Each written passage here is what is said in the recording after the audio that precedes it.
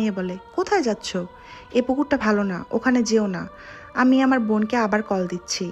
ভাবি কল দিতে যেয়ে দেখলো ফোনে নেটওয়ার্ক নেই।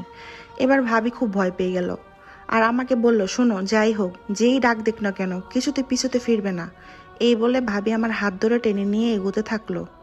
তখন আমার শরীরটা কেমন যেন কেঁপে উঠল, যেন কেউ আমার পাশ কেটে চলে গেল। আমি খেয়াল করলাম আমার পা কিসে যেন লেগেছে, একটু ভিজা ভিজা লাগছিল। আমি কাদা ভেবে সেটা পরিষ্কার করতে আসতে পুকুরে যাওয়ার জন্য বায়না করলাম ভাবির কাছে।